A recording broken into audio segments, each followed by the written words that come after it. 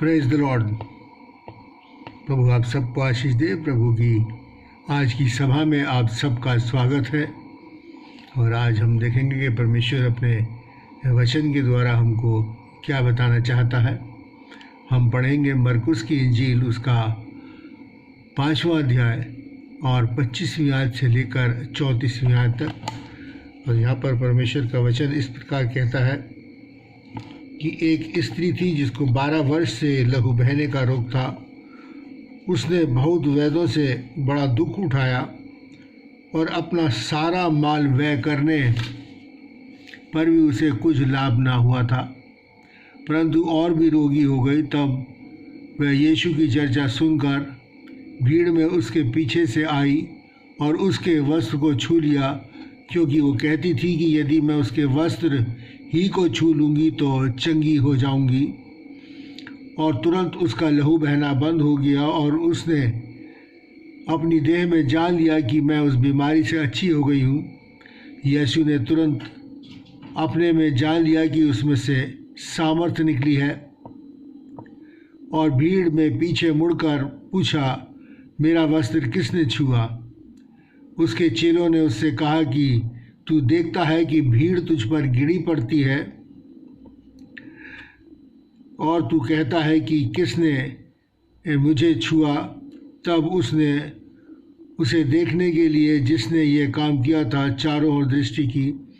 तब वह स्त्री ये जानकर कि मेरी कैसी भलाई हुई है, डरती और कांपती हुई आई और उसके पाँव पर गिरकर उसे सब हाल सच सच कह दिया।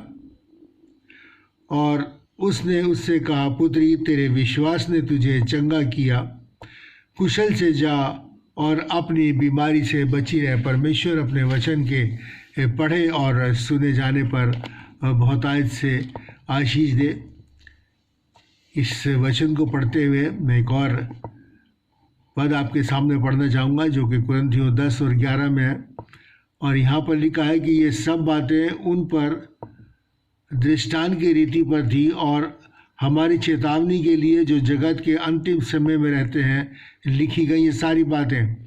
और इस स्त्री के ऊपर भी मैं सोचता हूँ कि ये 12 साल का जो कष्ट भरा जीवन था, ये जो उसके ऊपर गुजरा, ये हमारे लिए एक दृष्टांत है, ताकि हम जो अंतिम समय पर रहते हैं, ये हमारी चेतावनी के लिए कि हम जान सकें कि प्रभु क्या चाहता है और वो हमें क्या बताना चाहता है। क्योंकि जब लाजर बीमार हुआ था तब उसकी बहनों ने कहला भेजा कि लाजर बीमार है, तो प्रभु यीशु मसीह ने क्या कहा कि ये बीमारी मृत्यु की नहीं परंतु परमेश्वर की महिमा के लिए है, परमेश्वर की महिमा के लिए है। और इसी तरीके से पहला पत्रस और 5 और उसकी 6 में लिखा है कि परमेश्वर के बलवंत हाथों के नीचे दीनता से रहो, ताकि वो तुम्हें अपने समय पर उठाए। ये परमेश्वर का वचन हमको कहता है। और मैं समझता हूँ कि ये 12 वर्ष जो स्त्री ने कष्ट भरे गुजारे, ये इसीलिए थे कि हमारी चेतावनी के लिए कि आज हम सीखें, जो कि हम अंतिम समय में रहते हैं, इस बात को जानें कि परमेश्वर हमसे क्या चाहता है, कि हमें अपने जीवन में किस तरीके से अपने जीवन को प्रभु के अनुसार व्यतीत करना है।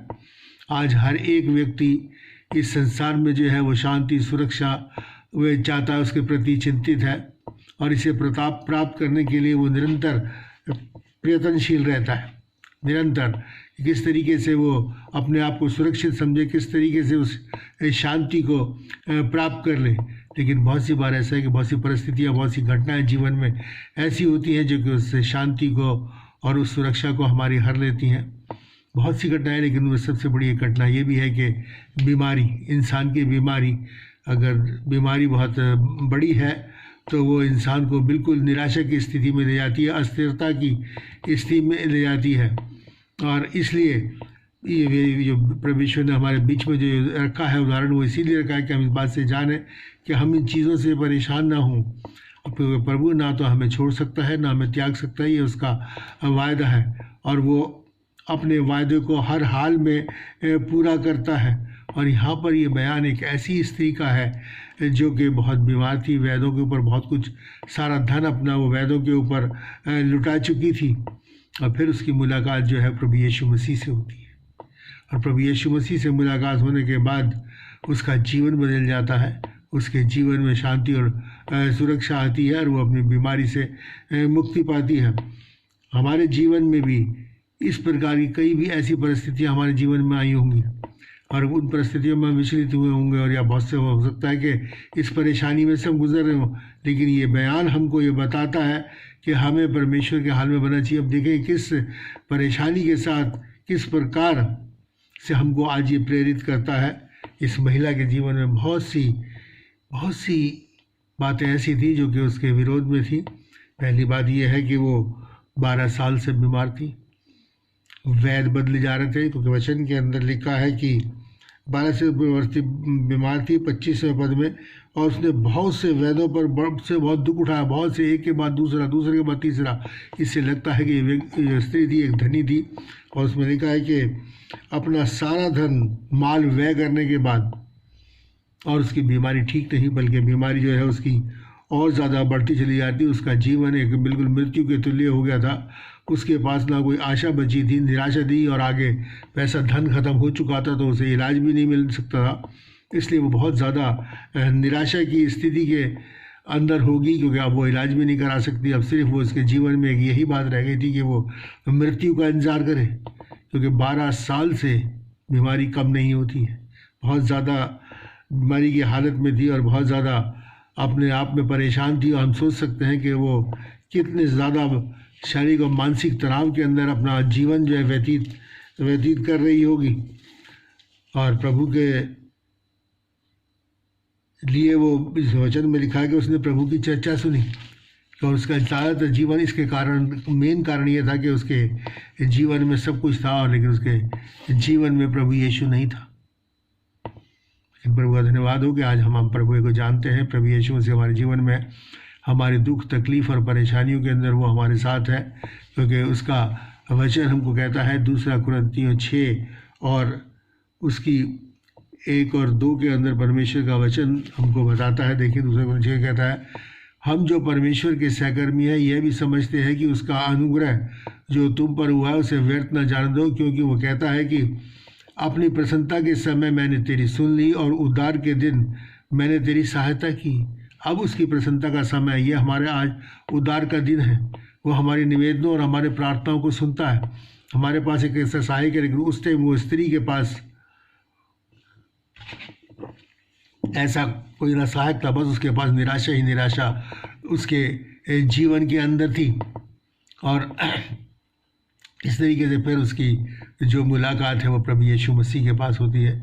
उसने लोगों से सुना, उसमें लिखा है कि उसने प्रभु की वर्ष 27 को पढ़े तो उसने लिखा है, और वह यीशु की चर्चा सुनकर उसने प्रभु यीशु मसीह के बारे में सुना, उसने जाना। उसने क्या देखा? उसने ये जाना हुआ कि प्रभु किस तरीके से लोगों को चंगा करता है, किस तरीके से वो कहता है। उन शब्दों को भी उसने सुना हुआ लोगों से कि जा, तेरे साथ तेरे विश्वास के अनुसार हो। और यही सारी बातें जो उसके मन में उसको प्रोत्साहित कर रही होंगी कि तेरे साथ तेरे विश्वास के अनुसार हो, जा, तेरे विश्वास ने तुझे चंगा किया। ये सारी बातें उसके जीवन में होंगी, और उसने अपने जीवन को प्रभु को समर्पित करने का निर्णय अपने जीवन के अंदर लिया। कि उसने सोचा कि मैं जाऊंगी परमेश्वर के पास, और परमेश्वर के सम्मुख जाके उसने लिखा कि मैं उसके वस्त्र को ही चुनूंगी। उसका विश्वास कितना दृढ़ था।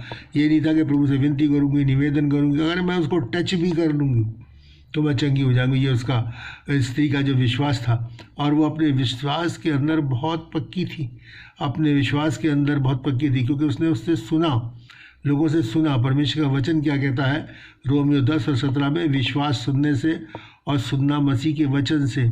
और यहाँ पर क्या था कि खुद वचन को दे रहा था, उस वचन को प्रैक्टिकली लोगों के बीच में दे रहा था, कार्य कर रहा था। और उसने वचन को सुना, सुन के उस पर विश्वास किया, और विश्वास करने के बाद उसने अपने जीवन में एक निर्णय लिया। हमारे अपने जीवन के अंदर निर्णय लेना हमारे जीवनों के अंदर बहुत ज़रूरी है। बहुत ज़रूरी है कि हम अपने जीवन के अंदर डिसाइड करें कि हमें क्या करना है और हमें किस तरफ जाना है। ये हमारे लिए, हमारे जीवन के अंदर एक इतना ज़रूरी काम है, क्योंकि जब तक हम ये डिसीजन अपने जीवन में नहीं लेंगे कि हमें प्रभु के पास जाना और निर्णय के अपने जीवन को उसको कार्य में नहीं बदलेंगे तो हमारे जीवन में तो चंगाई आएगी, ना खुशी आएगी और ना ही सुरक्षा आएगी। और यही स्त्री ने किया, उसने अपने जीवन में निर्णय लिया और उस निर्णय को कार्य में बदला, उस निर्णय के अनुरूप अपना कार्य भी उसने किया। तो हमें ज़रूरी है कि अगर मैं मान लो विश्वास तो प्रभु यीशु मसीह पे करता हूँ और उसके अनुरूप में कार्य नहीं करता तो मेरे विश्वास का कोई फ़ायदा नहीं, मेरे विश्वास का कोई फ़ायदा नहीं। जबकि हमें चाहिए कि जब हम अपने जीवन में डिसीजन लें तो उसके अनुसार हम काम भी करें, क्योंकि परमेश्वर का वचन याकूब और उसका 2 अध्याय और 17वीं आयत में कहता है कि विश्वास भी यदि कर्म सहित ना हो तो अपने स्वभाव में मरा हुआ है, कोई फ़ायदा नहीं उसका। मैं विश्वास तो प्रभु यीशु मसीह पे करता हूँ, लेकिन प्रभु यीशु मसीह के अनुसार अपने कार्य नहीं करता तो मेरा विश्वास, परमेश्वर का वचन कहता है कि वो मरा हुआ है, बिल्कुल मरा हुआ है। और इसीलिए कई बार हम अपने डिसीजन जो लेते हैं और उनको प्रभु को नहीं समर्पित करते। और हमारे निर्णयों के अंदर प्रभु यीशु मसीह नहीं है तो हमारा निर्णय लेना बेकार है, उसे कोई फ़ायदा नहीं, क्योंकि वो हमारे जीवन में कोई कार्य नहीं करेंगे। इसीलिए लोग नए साल पे निर्णय लेते हैं और देखा जाए जनवरी गुजरा, फरवरी और मार्च तक वो सारे जो निर्णय हैं वो ख़त्म हो चुके होते हैं और अपनी किसी पुरानी ज़िंदगी के अंदर लौट चुके होते हैं। इसलिए अगर हमें चाहिए कि अपने निर्णयों को प्रभु को समर्पित करें और उसके अनुरूप हमने कार्य को शुरू करें, तब हमारे निर्णय जो हैं वो क्या हम कामयाब होंगे और हम अपने जीवन को एक सार्थक और प्रभु में जीवन बता सकेंगे। और इसलिए हमें चाहिए कि हम उस स्त्री के अंदर भी विश्वास किया, उसने सिर्फ विश्वास नहीं, उसका विश्वास बहुत दृढ़ था, बहुत पक्का दृढ़ था, और इसीलिए उसने उस दृढ़ विश्वास को कार्य में बदला, उस विश्वास के अनुरूप कार्य करा। और हम आगे देखेंगे किस तरीके से उसने कार्य को करा। उसने अपने सबसे पहले तो उसने अपने अविश्वास की जो भावना थी उसको दूर किया। उसने ये नहीं सोचेगा पता नहीं प्रभु मिलेंगे नहीं मिलेंगे, मेरे साथ कार्य होगा कि नहीं होगा, पता नहीं क्या होगा, मैं जाऊंगा, इतनी भीड़ उसके चारों तरफ रहती है, कैसे होगा, कैसे करूँगी। नहीं, उसने बस डिसाइड करा अपने जीवन में और उसके अनुरूप उसने कार्य करने का निर्णय लिया। फिर उसने क्या करा, निर्णय लेने के बाद उस भीड़ को चीरा, उस भीड़ को चीरती। उसमें लिखा है कि परमेश्वर के वचन में अभी हमने पढ़ा कि लिखा है कि लोग उस पर गिरे पड़ते थे, इतनी बड़ी भीड़ उसके में चारों तरफ थी। और वो उसकी परिस्थिति देखिए, 12 साल से बीमार थी। हम लोग 3-4 साल या हफ्ते भर, 3-4 दिन या हफ्ते भर बीमार अगर रह जाते हैं तो हमारी क्या हालत हो जाती है, बहुत कमज़ोरी की हालत पहुँच जाती है। और वो 12 साल से इस भयंकर बीमारी के अंदर पीड़ित थी और उसमें कितनी कमज़ोरी की हालत में वो पहुंच गई होगी। और उसने उस तमाम भीड़ को चीरते हुए वो प्रभु के पास पहुंची। उसने, जैसे मैंने कहा, विश्वास को कर्म में बदला, उसका दृढ़ निश्चय था और उस निश्चय को उसने कार्यवंत किया। और वो किसी भी भीड़ भाड़ी किसी की परवाह ना करते हुए, प्रभु के ऊपर निगाह लगाते हुए वो प्रभु के पास तक पहुंची। और प्रभु के पास पहुंच के उसने क्या करा, प्रभु के वस्त्र को छुआ, प्रभु के वस्त्र को छुआ। और इसीलिए हमारा भी जो, मैं बार बार इस बात को कहता हूँ, हमारा भी जो निर्णय है वो कर्म सहित होना चाहिए, उसमें कार्य भी होना चाहिए। अगर हम कार्य नहीं करते तो बेकार है हमारा जीवन, हमारे जीवन में निश्चय निर्णय लेना, हमारे जीवन में कुछ डिसाइड करना बिल्कुल व्यर्थ है, क्योंकि हमें उसके अनुरूप एक काम भी करना है। जैसे कि अभी हमने पढ़ा, बहुत सी बाधाएं हमारे जीवन में आएंगी, लेकिन उन बाधाओं को सबसे पहला ये है कि हम प्रभु के ऊपर विश्वास करें, फिर उस अपने जीवन में डिसाइड करें कि हमें क्या करना है और उसके अनुरूप हम कार्य भी करें। क्योंकि परमेश्वर का वचन व्यवस्था विवरण 12 और उसकी 8 में कहता है कि आजकल यहाँ जिसको जो काम बहाता है वो करता है, मगर तुम ऐसा मत करना। प्रभु यीशु मसीह का मेरे और आपके लिए ये निर्देश है कि हमें ऐसा नहीं करना, हमें बिल्कुल ऐसा नहीं करना। हमें क्या करना, हमें वो करना है जो प्रभु यीशु मसीह ने अपने वचन में हमको बताया, जो परमेश्वर के दास, उसके पास उपदेशक, प्रचारक जो बताते हैं, हमें उसके अनुसार कार्य करना है। तब परमेश्वर का जो सामर्थ्य है वो हमारे अंदर आएगी।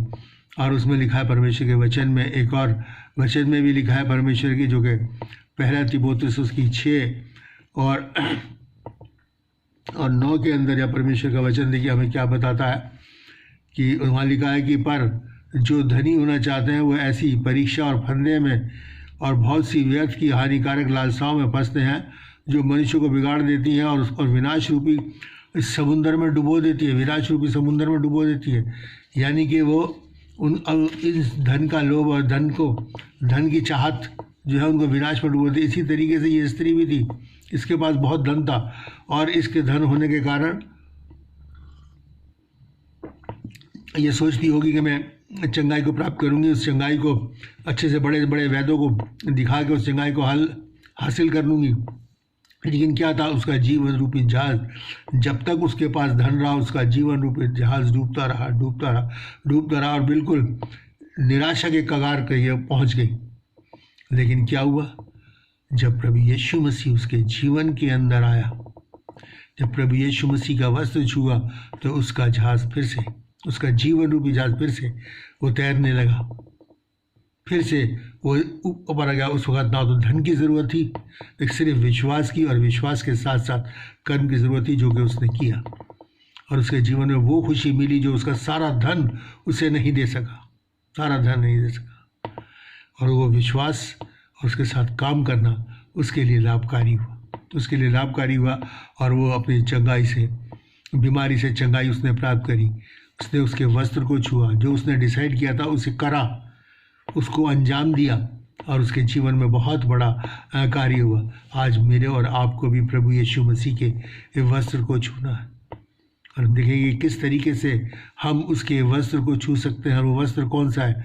परमेश्वर का वचन जो है वो प्रकाशित वाक्य 19:13 में हमको बताता है, वो लहू का छिड़का वस्त्र पहने हैं और उसका नाम परमेश्वर का वचन है। लहू का छिड़का, कौन से लहू का छिड़का? वो लहू जो प्रभु यीशु मसीह ने मेरे और आपके लिए सलीब के ऊपर बहाया, उन कांटों से जो उसने सिर पे पहने थे उससे बहा जो सही लहू था वो बना, और उसने लिखा है उसका नाम परमेश्वर का वचन। कौन है परमेश्वर का वचन? हम जानते हैं कि यूहन्ना में लिखा क्या है, पहले 4 में, कि आदि में वचन था, वचन परमेश्वर के साथ था, वचन परमेश्वर था, उसी के द्वारा सब कुछ रचा गया, उसके बिना कुछ भी नहीं रचा गया। और वो 14वें में कहता है, और वो वचन देहधारी हुआ, और वो वचन देहधारी है, वही वचन है, उसमें लिखा है कि और उसका नाम परमेश्वर का वचन था। ये परमेश्वर का वचन साक्षात वहाँ पर मौजूद था उस समय। और उसने जैसे ही उसके वस्त्र को छुआ, और उसके वस्त्र को छूना क्या, जैसे मैंने अभी कहा, उसके वस्त्र को छूना ये है कि हम उसके वचन के अनुसार अपने जीवन को व्यतीत करें, अपने वचन के अनुसार। यह लिखा है रोमियो 13 और 14 में लिखा है कि मसीह को पहन लो। मसीह को पहनना मतलब क्या है? कि परमेश्वर के वचन को अपने ऊपर ओढ़ लो, बिल्कुल उसके वचन में छुप जाओ, कि हम लोगों को ना दिखाई दे लेकिन हमारे जीवन से परमेश्वर का वचन पूरा होता हुआ दिखाई दे। ये है प्रभु यीशु मसीह के वचन को, वस्त्र को छूना। जैसे उस टाइम तो प्रभु यीशु मसीह साक्षात मौजूद है, आज उसके वचन को अगर हम मानते हैं, उसके अनुसार हम अपने जीवन को व्यतीत करते हैं, तो हम सोचिए कि हम परमेश्वर के वचन को छूते हैं। और भजन संहिता 1 अगर हम देखें तो वहाँ पर परमेश्वर का वचन हमको ये बताता है कि जो परमेश्वर का वस्त्र छूते हैं, यानी उसके अनुसार जीवन व्यतीत करते हैं, उनका जीवन, और जो नहीं करते उनका जीवन, दोनों का बड़ा अच्छा डिस्क्रिप्शन यहाँ पर हमको, बयान यहाँ पर हमको मिलता है। यहाँ पर लिखा है, भजन संहिता 1 में लिखा है, क्या ही धन्य है वह पुरुष जो दुष्टों की युक्ति पर नहीं चलता, यानी कि शैतान की युक्ति में चलता, परमेश्वर के प्रभु यीशु मसीह के वस्त्र को छूता, और ना पापियों के मार्ग में खड़ा होता, ना ठट्ठा करने वालों की मंडली में बैठता, परंतु वह तो यहोवा की व्यवस्था से प्रसन्न रहता है और उसकी व्यवस्था पर रात दिन ध्यान करता है। यह है परमेश्वर के वस्त्र को छूना। यही बात उसने यहोशू से भी कही थी कि रात दिन इस व्यवस्था की पुस्तक में तू ध्यान लगाना, तेरा मन या चित्त इससे अलग ना होने पाए। वह उस वृक्ष के समान है जो बहती नालियों के किनारे लगाया गया, अपनी ऋतु पर फलता है, जिसके पत्ते कभी नहीं मुरझाते, इसलिए जो कुछ वह पुरुष करे वो सफल होगा। ये उन लोगों का है जो परमेश्वर के वचन के अनुसार अपने जीवन को व्यतीत है। दुष्ट लोग ऐसे नहीं होते, वह उस भूसी के समान है जो पवन से उड़ाई जाती है, और इस कारण दुष्ट लोग अदालत में स्थिर न रह सकेंगे। कौन सी अदालत में? वो अदालत जिसमें प्रभु यीशु मसीह मेरा और आपका पूरे संसार का न्याय करने आएंगे। उस अदालत में वो स्थिर नहीं रह सकेंगे बिल्कुल भी, और वहाँ पर उनको उनके विनाश का निर्णय मिलेगा। और ना पापी धर्मियों की मंडी में ठहरेंगे, क्योंकि वो धर्मियों और अधर्मियों दोनों को अलग अलग करेगा, अलग कर देगा। वो आज जैसे हम रहते हैं वैसे नहीं रह पाएंगे, उसके लिए अनंत विनाश परमेश्वर ने चुना है। क्योंकि यहोवा धर्मियों का मार्ग जानता है, परंतु दुष्टों का मार्ग नष्ट हो जाएगा। जो उसके वस्त्र को छूते हैं उनका जीवन ऐसा होगा कि जो कुछ वो करेंगे सफल होगा। उनके हर कार्य में परमेश्वर बहुतायत से आशीष देगा। अब ये मेरे और आपको डिसाइड करना है कि हम अपने जीवन में क्या चाहते हैं। अनंत विनाश में जाना चाहते हैं या अनंत जीवन के अंदर जीना चाहते हैं। और जैसे ये स्त्री जैसे ही उसके वस्त्र को छुआ, और वहाँ लिखा है कि प्रभु यीशु मसीह ने कहा कि मुझे किसने छुआ, मुझ में से सामर्थ निकली है।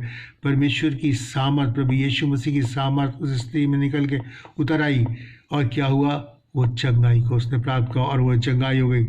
और फिर ये सिर्फ इसलिए हुआ कि उसने अपने विश्वास को कर्म में बदला और उसके विश्वास के अनुरूप अपने कार्य को किया, और परमेश्वर का वचन फिर उसके जीवन में पूरा होना शुरू हो गया। किस तरीके से, देखिए रोमियो 10 के अंदर क्या लिखा है कि धार्मिकता के लिए मन से विश्वास किया जाता है और उद्धार के लिए मुंह से अंगीकार किया जाता है। जी हाँ, उसने धार्मिकता के लिए अपने मन में उसने विश्वास किया और उद्धार के लिए अंगीकार। कैसे अंगीकार किया? जब उसने यूँ कहा कि प्रभु यीशु मसीह ने कि मुझ में से सामर्थ निकली है, तो वहाँ पर लिखा है कि वो स्त्री डरती कांपती आई और उसके कदमों में गिर गई और सारा हाल सच सच कह सुनाया। बता दिया कि किस तरीके से उसके जीवन में गुजरा और किस तरीके से प्रभु यीशु मसीह तेरे पास आने के बाद उसने उस चंगाई को प्राप्त किया। उस चंगाई को जिसको वो चाहती थी, उस सुरक्षा को प्रभु यीशु मसीह ने उसको दिया। और फिर प्रभु यीशु मसीह ने उससे क्या कहा? जा बेटी, कुशल से रहे और अपनी बीमारी से बची रहे, अपनी बीमारी से बची रहे। क्यों? क्योंकि तेरे विश्वास ने तुझे चंगा किया, क्योंकि तेरे विश्वास ने। 34वीं आयत को हम पढ़ें तो यहाँ पर लिखा है कि और उसने उससे कहा, हे पुत्री, तेरे विश्वास ने तुझे चंगा किया। जो वचन वो सुनती थी वो उसके जीवन में वैसा का वैसा ही पूरा हो गया कि प्रभु यीशु मसीह इस तरीके से लोगों को चंगा करता है। और वही चीज़ उसने अपने कानों से परमेश्वर के मुख से सुनी, जा पुत्री चंगी रहा। फिर होगा और एक और बात उसके जीवन में हुई, उसने विश्वास किया, विश्वास का अंगीकार किया, मुंह से अंगीकार किया और बताया कि क्या कुछ उसके ऊपर गुजरा था।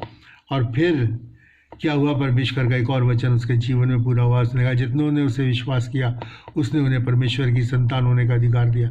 उसने उस स्त्री को कहा कि हे पुत्री, उसे अपनी बेटी बनाया और उसे स्वर्गीय घराने का, अपने घराने का सदस्य बनाया। क्योंकि परमेश्वर, क्योंकि हम लिखा है वचन के अंदर, हम परमेश्वर के घराने के लोग हैं, उसके अपने लोग हैं, उसके भाई हैं, उसके बेटे और बेटियां हैं। और परमेश्वर ने इस वचन को भी उसके जीवन में पूरा करा, उसे अपनी बेटी बनाया। और इसी तरीके से मेरे और आपको भी परमेश्वर के वचन के अनुसार अपने जीवन को व्यतीत करना। हम में से हर एक चाहता है अपने जीवन के अंदर कि हम अपने शरीर, प्राण और आत्मा में सुरक्षित रहें, हम अपने शरीर, प्राण, आत्मा में चंगाई को प्राप्त करें। और वो चंगाई, वो अद्भुत शांति और अब सुरक्षा केवल केवल केवल प्रभु यीशु मसीह ही दे सकता है। जब आप उसके चरणों में आए, उसके वचन के अनुसार अपने जीवन को व्यतीत करने लगेंगे तो परमेश्वर का जीवन भी आपके अंदर उतर जाएगा। वो जीवन जो कि साक्षात अनंत जीवन देता है, वो जीवन जो कि चंगाई देता है, सुरक्षा देता है और स्वर्गीय जीवन की, स्वर्गीय राज्य की गारंटी देता है। जैसे कि इस स्त्री को मिली कि जा, अब तू कुशल से जा और चंगाई को प्राप्त कर, चंगाई रहे। और प्रभु यीशु मसीह ने कहा, तेरे विश्वास ने, हमारा विश्वास ही हमको चंगाई दिलाता है जो परमेश्वर के ऊपर है। उसने कहा कि यदि तुम विश्वास रखोगे तो जो चाहो मांगो तुम्हारे लिए हो जाएगा। हमें विश्वास करना है, मन में शक नहीं करना। और फिर उसके साथ साथ देखिए याकूब 2 और उसकी 17 और 19 में आपके सामने पढ़ना पाऊँगा। याकूब 2 उसकी 17 और 19, यहाँ पर परमेश्वर का वचन हमें एक और अच्छा निर्देश हमको देता है। वहाँ पर लिखा है, वैसे ही विश्वास भी यदि कर्म सहित ना हो तो अपने स्वभाव में मरा हुआ है। कोई कह सकता है कि तुझे विश्वास है और मैं कर्म करता हूँ, और तू अपना विश्वास कर्म के बिना दिखा, और मैं अपना विश्वास अपने कर्मों के द्वारा तुझे दिखाऊंगा। तुझे विश्वास है कि परमेश्वर है कि तू अच्छा करता है। दुष्ट आत्मा भी विश्वास करते हैं और थरथराते हैं। यहाँ पर लिखा है कि तू बिना विश्वास के अपना कर्म करके तो दिखा। कोई फ़ायदा नहीं होगा, क्योंकि दुष्ट आत्मा भी यही करते हैं, क्योंकि उन्हें विश्वास है और वो परमेश्वर के सामने थरथराते हैं। क्योंकि जितनी बार परमेश्वर के सामने दुष्ट आत्मा को उसने निकालने कहा कि तू परमेश्वर का पुत्र है, तेरा मुझसे क्या काम। वो जानती है दुष्ट आत्मा है परमेश्वर का पुत्र है, इस बात को अंगीकार करते वो करती है, लेकिन एक काम उनके जीवन में उसका उनका जो विश्वास है कर्म के साथ नहीं है। दुष्ट आत्मा का विश्वास कैसा है, उनका कर्म जो है उसके विश्वास के अनुरूप नहीं, उनके कर्म बुरे हैं। वो क्योंकि वो दुष्ट है, शैतान के दूत हैं, ये आत्माएं जो है दुष्ट आत्मा है, तो इसलिए उनके जीवन में उद्धार नहीं है और वो हमेशा मनुष्य को बुराई की तरफ लेके जाते हैं, बुरा बुरा बुरा। इसलिए परमेश्वर ने कहा कि अगर तुझे विश्वास है तो उसके अनुरूप काम कर्म भी कर। ये विश्वास तो दुष्ट आत्माएं भी करती हैं, मैं परमेश्वर का पुत्र हूँ, लेकिन उनके काम ऐसे नहीं है, उनके काम ऐसे नहीं है। अगर हमारे काम ऐसे नहीं है तो यकीन मान लीजिए कि हमारा भी विश्वास करना व्यर्थ है, हमारे लिए भी वही सजा है जो दुष्ट के लिए है। क्योंकि परमेश्वर का वचन तीतुस की पत्री उसका पहला अध्याय और उसकी 16वीं आयत में कहता है, तुम ही तो विश्वास तो करते हो, लेकिन तुम कामों से मेरा इनकार करते हो, कामों से मेरा इनकार करते हो। हमारे काम हमारे विश्वास के अनुरूप नहीं होते। ध्यान करिए, मैं कितना बड़ा विश्वासी अपने आप में बन जाऊँ, लोगों को शो करूँ, कुछ भी करूँ, लेकिन अगर मेरे काम उस विश्वास के अनुरूप नहीं है तो मेरा और शैतान के दूतों का एक सा ही हाल होगा, एक सा ही हाल होगा। क्योंकि परमेश्वर का वचन मत्ती उसके 25 के 41 में कहता है, वो कहता है कि उसने कहा कि मैं भूखा था तुमने खाना दिया, मैं प्यासा था तुमने पानी दिया, मैं बंदी गृह में था तुम मुझे मिलने आए, मैं बीमार था तुमने मेरी तीमारदारी करी, मेरी सेवा करी। और वो दुष्ट आत्मा से कहेगा कि तुमने ऐसा नहीं किया। और क्या कहेगा उनके लिए, मत्ती 25:41 में दिखा कि हे श्रापित लोगों, मेरे सामने से उस अनंत आग में चले जाओ जो शैतान और उसके दूतों के लिए तैयार की गई है।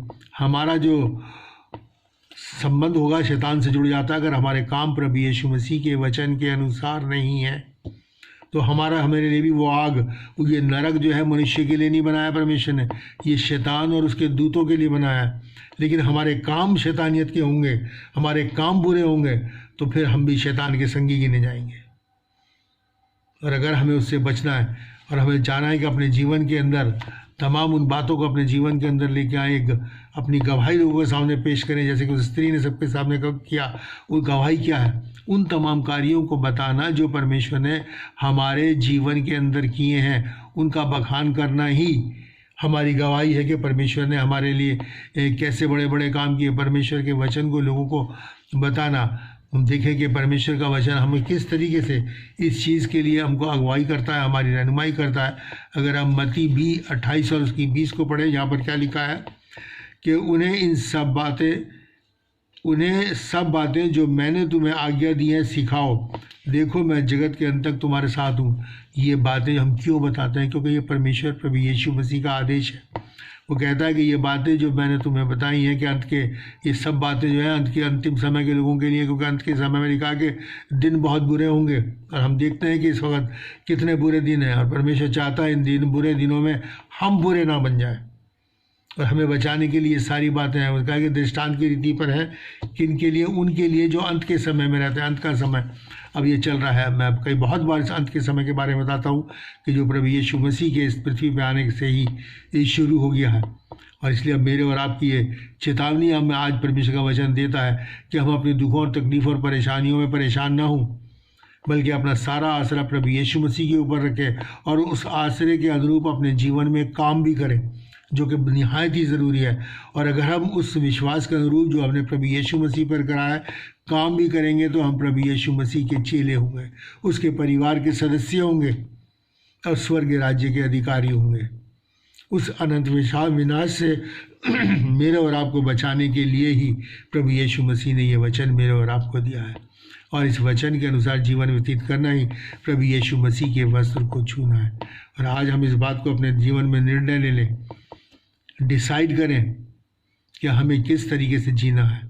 या तो हमें उस अनंत विनाश में जाना है जो शैतान और उसके दूतों के लिए तैयार किया गया है, उस नरक की आग में जाना है, या उस आनंद को प्राप्त करना है जिसके लिए परमेश्वर ने कहा ना वह दुख होगा, ना तकलीफ होगी, ना परेशानी होगी, वो हमारे सब आंसू पोंछ डालेगा।